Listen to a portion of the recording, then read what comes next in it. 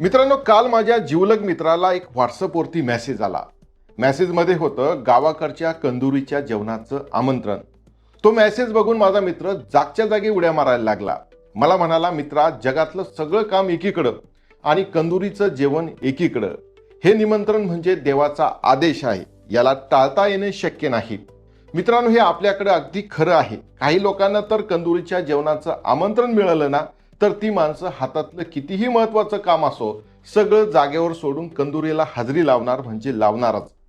एरवी इतर लग्न कार्याला किंवा वाढदिवसाला 100 वेळा बोलवून न जाणारे लोक कंदुरीच्या मटणावर ताव मारायला मात्र अगदी वेळेच्या आधी पोहोचतात. का? कारण मटणाची चव आणि कंदुरीची ती मजाच वेगळी असते. पण मित्रांनो, आजचा हा व्हिडिओ फक्त कंदुरीच्या गप्पा मारण्यासाठी नाही. आजचा हा विशेष व्हिडिओ आहे माझ्या सर्व मटण प्रेमी, मटण खाणाऱ्या आणि मटणावरती मनापासून प्रेम करणाऱ्या लोकांसाठी. कारण मटण खाण्यात जेवढा आनंद आहे त्यापेक्षा जास्त कला मटण खरेदी करण्यात आहे. मटणाच्या दुकानातून नेमकं कसं मटण विकत घ्यावं, बोकड कसा ओळखावा, मटणाचे कोणते भाग चवीला भारी असतात आणि कोणते भाग अजिबात घेऊ नये, या सगळ्या गोष्टींची आज आपण अगदी सविस्तर आणि A to Z माहिती पाहणार आहोत. नमस्कार, मी राजेंद्र भोसले आणि आज तुम्हाला मटण खरेदीचा महामंत्र सांगणार आहे. पण पुढे जाण्याआधी एक छोटीशी आणि महत्त्वाची सूचना. जर तुम्ही पूर्णपणे शाकाहारी असाल, मांसाहार करत नसाल, तर तुम्ही हा व्हिडिओ इथेच थांबवू शकता.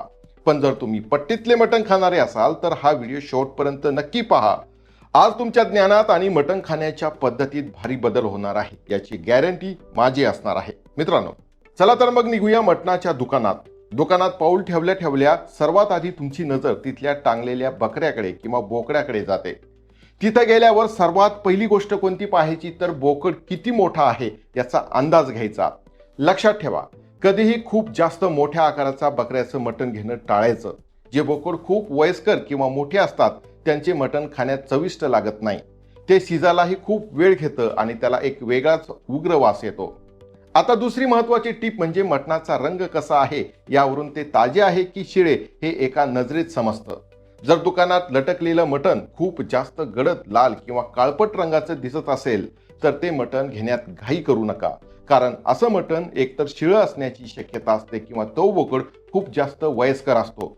मग मटण कसं असावं? मटणाचा रंग हा हलका गुलाबी म्हणजे पिंकिश असावा. गुलाबी रंगाचं मटण हे अगदी ताजं, उत्तम आणि चवीला एकदम नंबर 1 लागतं. त्यामुळे मटणावर आधी नजर फिरवा, रंग पारखा आणि मगच ठरवा की मटण घ्यायचं किंवा नाही. मित्रांनो, यासोबतच बोकड्याचं वय मध्यम असावे. काही लोकांना असं वाटतं की अगदी कोवळ्या लहान बोकड्याचं मटण चांगलं असतं. पण जाणकार सांगतात की अगदी कोवळ्या बोकड्याचं मटण घेऊ नये. का? कारण ते मटण पातेल्यात टाकलं की लगेच शिजतं, पण त्याचा अगदी गाळ किंवा राळ होतो.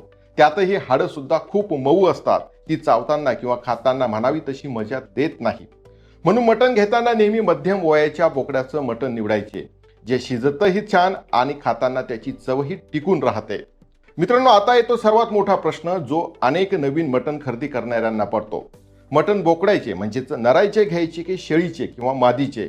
मित्रांनो, डोळे झाकून नेहमी बोकड्याचे मटण म्हणजेच नराचे मटण खरेदी करावे. शेळीचे म्हणजेच बकरीचे मटण चवीला अजिबात चांगले लागत नाही आणि ते शिजायलाही त्रास देते. त्यामुळे दुकानात गेल्यावर खाटकाला स्पष्ट विचारा की भाऊ, मटण बोकड्याचं आहे ना? पण मित्रांनो, इथे एक मोठी ज्ञानबाची गोची आहे.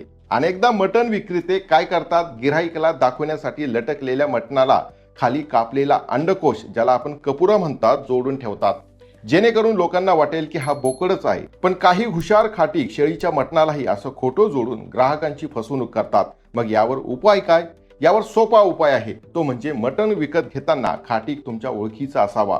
जर ओळखीचं दुकान नसेल तर ज्या दुकानावर सगळ्यात जास्त गर्दी आहे तिथे जाऊन मटण खरेदी करावं. गर्दी असणारे दुकान हे सहसा ताजं आणि चांगलं मटण विकत असतं. तिथे माल पडून राहत नाही आणि फसवणुकीची शक्यता सुद्धा कमी असते. आता वळूया व्हिडिओच्या सर्वात महत्त्वाच्या भागाकडे. मटणाच्या दुकानात उभं राहिल्यावर खाटकाला नेमका कोणता भाग मागायचा? मटण प्रेमींनो, लिहून ठेवा किंवा नीट लक्षात ठेवा. छातीचा भाग म्हणजेच सीना. बोकड्याच्या मटणामध्ये छातीचा भाग, ज्याला आपण सीना म्हणतो, तो आवर्जून घ्यावा. हा भाग मटणातला सर्वोत्कृष्ट भाग मानला जातो, कारण यात मऊ मांस आणि लहान लहान कोवळी हाडं एकत्र मिळतात. ही हाडं लहान असल्याने आरामात चघळता येतात आणि रश्श्याला अप्रतिम चव देतात. मित्रांनो, मानेचा आणि मांडीचा भाग.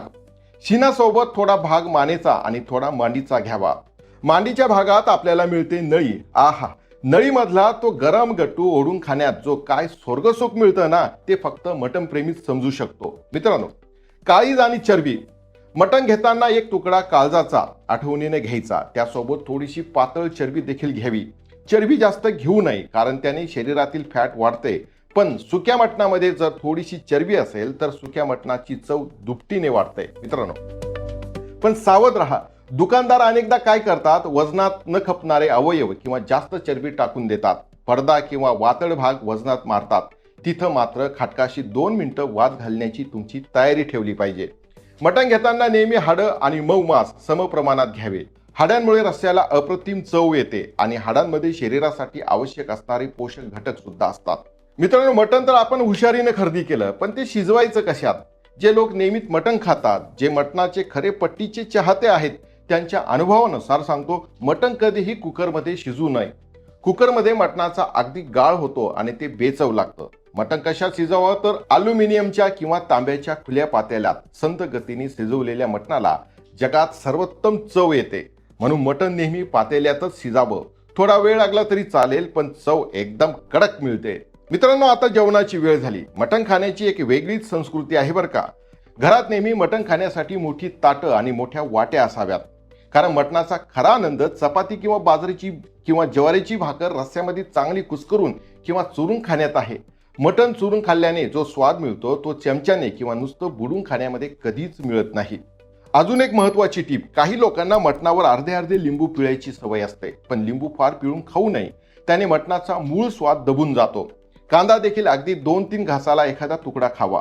हो, जर सोबत कोशिंबीर असेल तर मात्र हात सैल सोडायला काही हरकत नाही. मित्रांनो, मटण केवळ चवीसाठी नाही तर आरोग्यासाठी सुद्धा उत्तम मानलं गेलं आहे.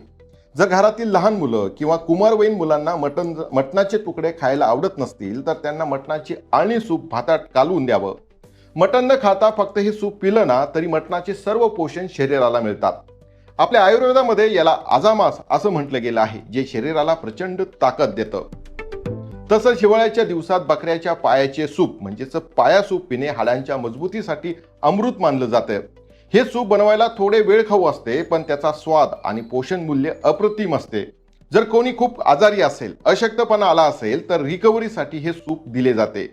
प्रसूतीनंतर महिलांना ताकद येण्यासाठी देखील डॉक्टर असे सूप पिण्याचा सल्ला देतात. याशिवाय मटणामध्ये भरपूर प्रमाणात प्रोटीन्स आणि लोह असते, ज्यामुळे आपल्या मांसपेशींना ताकद मिळते, शरीराची रोगप्रतिकार शक्ती वाढते आणि लहान मुलांची उंची झपाट्याने वाढण्यास मदत होते. पण जरा थांबा, मटण चांगले आहे म्हणून रोज मटणाचा बेत आखू नका. आहारतज्ञ काय म्हणतात तेही समजून घ्या. मटण हे लाल मांस म्हणजेच रेड मीट आहे. याचा दररोज वापर करणे आरोग्यासाठी हानिकारक ठरू शकते. जर तुम्हाला मटण खायचे असेल तर आठवड्यातून 2 किंवा जास्तीत जास्त 3 वेळा खाणे योग्य आणि हेल्दी आहे. मटणामध्ये फॅट आणि कॅलरीज खूप जास्त प्रमाणात असतात, त्यामुळे मर्यादा पाळणे आवश्यक आहे. आपले शरीर रेड मीट केवळ 74% आणि त्यातील प्रथिने 80% शोषून घेऊ शकते. म्हणून प्रथिनांचे प्रमाण वाढविण्यासाठी लाल मांसापेक्षा पांढरे मांस जसे की चिकन किंवा मासे खायला अधिक प्राधान्य दिले पाहिजे. आणि हो, तुम्हाला जर आधीच काही आजार असेल, आरोग्याची काही समस्या असेल तर मटण खाण्यापूर्वी आपल्या डॉक्टरांचा सल्ला नक्की घ्या. तर मित्रांनो, बोकड्याच्या मुंडीपासून तर पायापर्यंत आणि कलेजापासून तर वजडीपर्यंत प्रत्येक भागाचे आपले वेगवेगळे चाहते आहेत. काही ठिकाणी तर नखे सुद्धा भाजून खाल्ली जातात. तुम्हाला मटणाचा कोणता भाग सगळ्यात जास्त आवडतो हे मला खाली कमेंट्स करून नक्की सांगा. मटणाबद्दलची ही गावरान आणि महत्त्वाची माहिती तुम्हाला कशी वाटली? आवडली असल्यास व्हिडिओला आत्ताच लाईक आणि शेअर करा. आणि हो, अजूनपर्यंत जर तुम्ही आमच्या चॅनलला सबस्क्राईब केलं नसेल तर तेवढं सबस्क्राईबचं बटन दाबून बेल आयकन ही नक्की दाबा. पुन्हा भेटूया अशाच एका खमंग आणि नवीन विषय सोबतीला घेऊन. तोपर्यंत खात रहा, खुश रहा. धन्यवाद. राम राम. जय महाराष्ट्र.